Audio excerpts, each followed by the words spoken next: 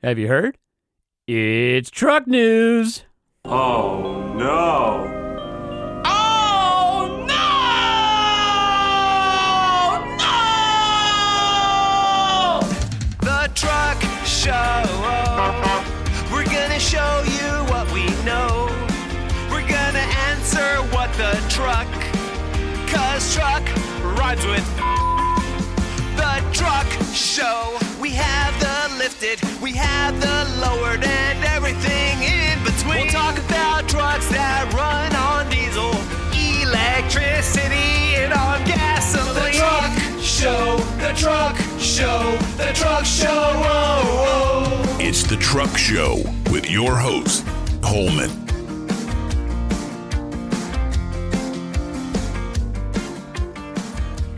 The Truck Show podcast is brought to you by the following sponsors. AMSOIL launched the industry's first synthetic motor oil back in 1972, and AMSOIL continues to innovate with a wide selection of synthetics that are formulated, blended, and packaged right here in the United States. These specialized lubricants are engineered for what you drive and how you drive. AMSOIL's Shop by Vehicle tool offers package size recommendations to maximize savings and includes AMSOIL's Ultimate Oil Change Kits. AMSOIL offers the protection you demand and the performance you deserve. Get yours today at AMSOIL.com. The perfect complement to your truck is a Kershaw knife. All Kershaw knives come with a limited lifetime warranty, and repair parts are readily available through the website. Kershaw knives include lifetime sharpening, and the lineup has everything from EDC knives that can be used and abused for under $50 all the way up to high-end collectibles. Thanks to our generous partnership with Kershaw Knives, Truck Show podcast listeners can get 40% off MSRP and free shipping over $50 by using the code 2TSP2025. It can be used more than once and even includes automatics. Visit kershaw.kaiusa.com today. UAM Pistons is one of the few companies that's been in business for over 100 years. Founded in 1922, UEM continues on today, owned and run by the fourth generation of the family that founded them. We especially like the company's dual-alloy line of diesel pistons, which are cast and machined in-house to maintain the highest level of quality and consistency. Dual-alloy pistons are available for most popular diesel light and medium-duty trucks, and you can find your diesel replacement pistons today at uempistons.com. When it comes to amazing vehicle-based adventure content, how-tos, and great storytelling, only one brand is doing it right in the print magazine space, and that's OVR, Outdoor Vehicle Recreation. OVR is about getting out there in our vehicles to explore and discover the world around us. Get complimentary access for a year to the digital library or a discount on your print subscription today at OVRmag.com. Use the promotional code @TruckShowPodcast. The Truck Show Podcast survives off of sponsorships and your reviews. Please help me to keep it free by supporting our sponsors and leaving reviews and comments on Apple Podcasts or Spotify. Have you heard? Nope. Well, it's another edition of Have You Heard, where we bring you this week's news in trucks. And we got a fair amount of stuff going on this week. First of all, did you guys see that monster truck? Oh, man, I think it was going viral this week. I believe it was in Bremerton, Washington. It was part of the Malicious Monster Truck Tour, and it was at the Kitsap Fairgrounds, and I'm sure you've seen the video. If not, here's some audio from the video.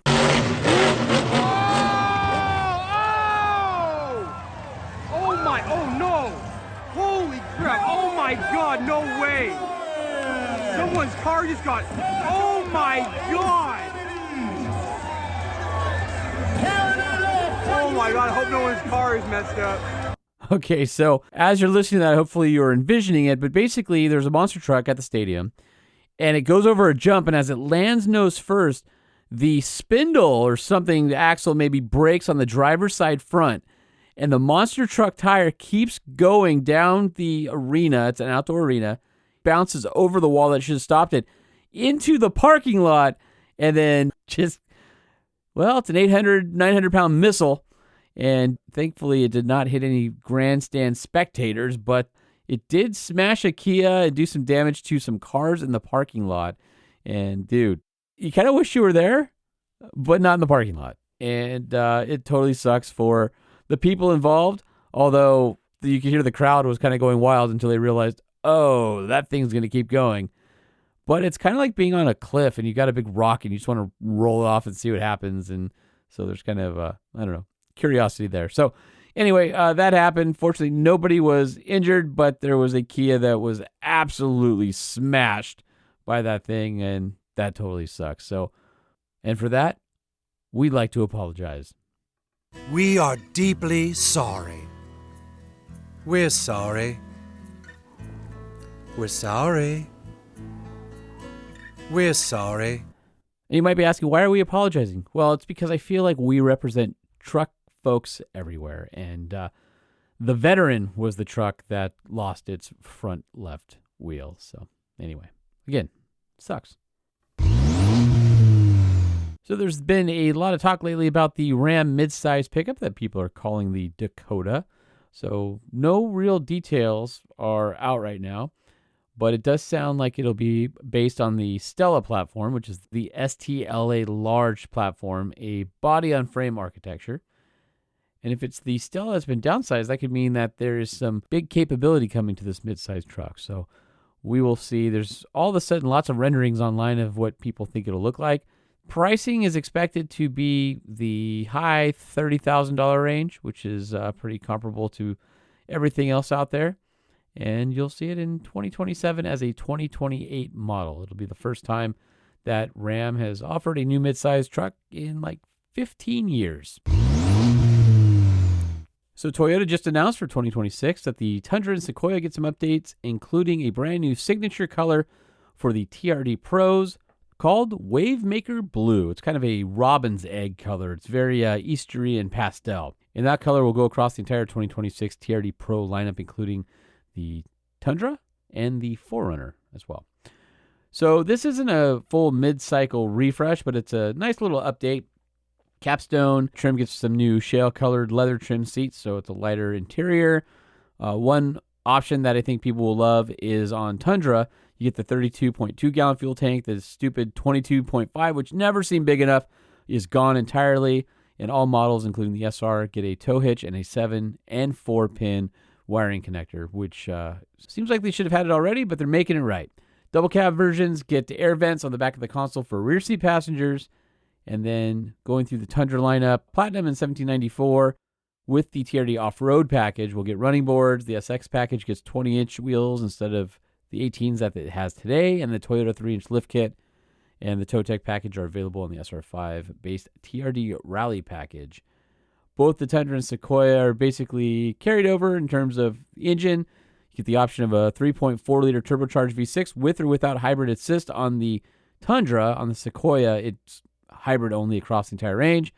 The standard engine is 389 horsepower and 479 pound-feet of torque, while the iForce Max gets 437 horsepower and 583 pound-feet of torque. The Tundra can tow up to 12,000 pounds, and the Sequoia is rated at 9,520.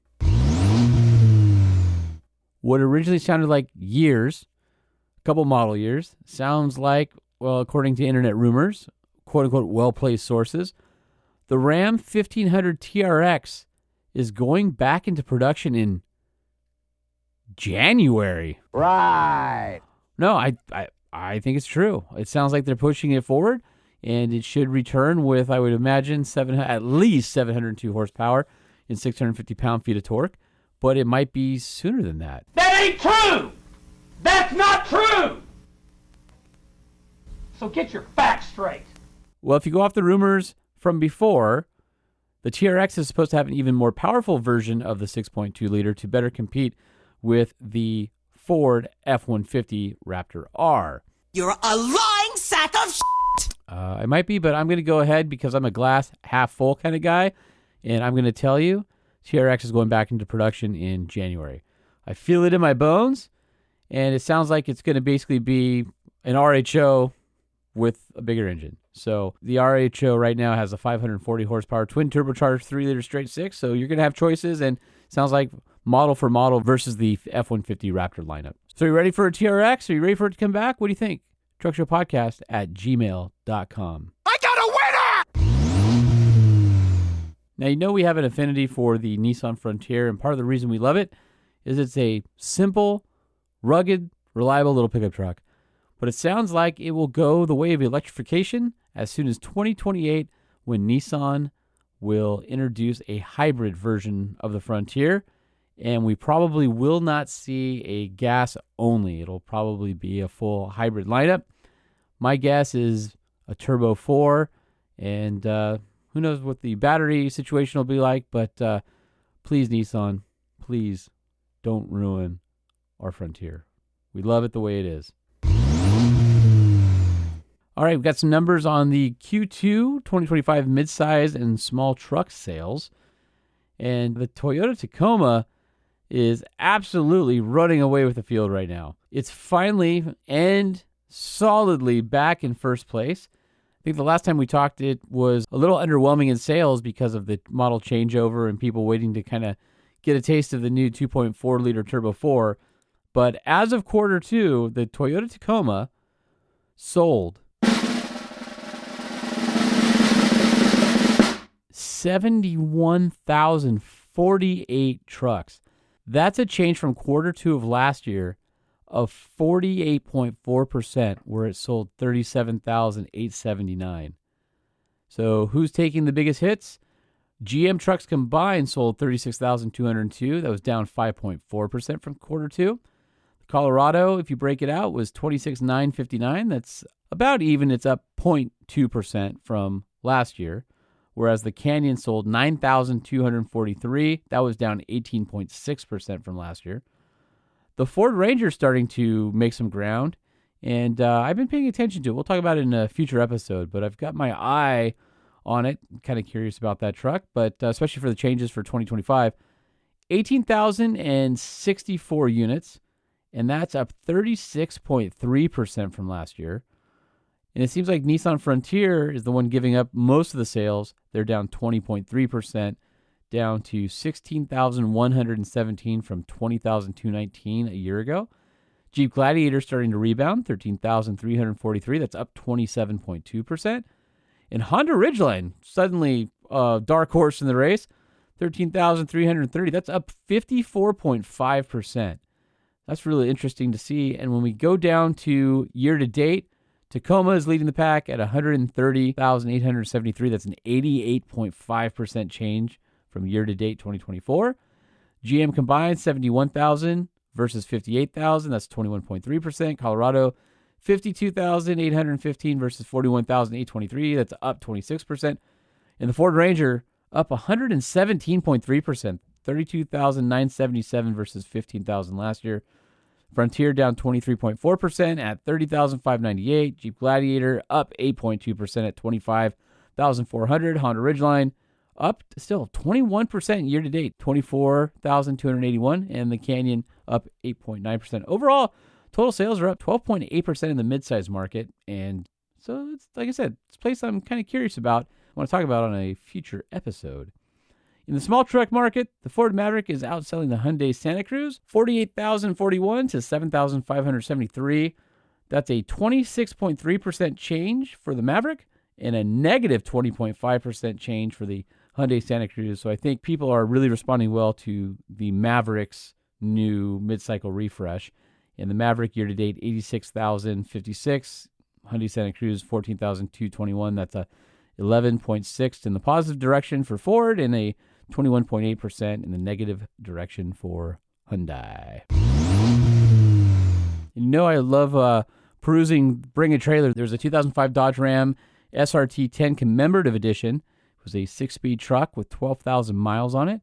And it just sold, and that's white with the blue racing stripes, if you remember that truck. And that just sold for $55,550 on Bring a Trailer, which I thought was pretty reasonable for that truck in its condition. Clean truck. I mean, I'm always going to have an affinity for those things, but it's always fun to see one pop up in auction. And lastly, GM has a patent, and we know our friend Lightning really loves patents, so I went ahead and made a new jingle just for him. Truck tech going full throttle. Take a look, it's a future model. New tech first, spotted here. R&D says the future's near. Protect that idea, it is good as gold. Bury the competition, more trucks sold. Do it for Lightning, let's give a cheer. Give a cheer! Whoa! All right, that cheers for Lightning because we're doing patent talk here. GM filed a patent, and I know he hates when I do this, but patent number US 2025/02228333A1. So if you want to look it up. It was submitted January 4th, 2024, and published on July 10th, 2025. And it lists several South Korean engineers as the inventors. And what's the patent? It's a swiveling seat cushion that swivels to the outboard side of the car to help you get in and out of your truck or car a lot easier. Okay. Well, maybe that's some tech that will keep Lightning driving long into his old age. What do you think? All right, well, that's going to do it for this edition of Have You Heard? And I want to remind you to please join us on social at Truck Show Podcast, at Sean P. Holman. Shoot us an email, truckshowpodcast@gmail.com. If you have any questions, topics, concerns, or you just want to say hi and be on the air, leave us a voicemail, 657-205-6105 on the 5-star hotline. Of course, we got to thank our amazing sponsors who make the Truck Show Podcast possible. That's AMSOIL, the best synthetics you can get, AMSOIL.com. Kershaw Knives, the perfect complement to your truck. You can go to kershaw.kaiusa.com. UEM Pistons have all sorts of applications, especially the dual oil for your diesel trucks, UEMPistons.com. And of course, our friends over at OVR Magazine, OVRmag.com. Don't forget to get your free digital subscription today by using the discount code at Truck Show Podcast or a discount on your subscription to print. All right, thanks for joining me on this episode of Have You Heard? And we'll do it again real soon. Yes, yes, yes, yes! No. The Truck Show Podcast is a production of Truck Famous LLC. This podcast was created by Sean Holman and Jay Tillis, hosted by Sean Holman, and uses production elements by DJ Omar Khan and Jay Tillis. If you like what you've heard, please open your Apple Podcast or Spotify app and leave us a 5-star review. And if you're a fan, there's no better way to support the show than by sharing it and patronizing our sponsors. Some vehicles may have been harmed during the making of this podcast.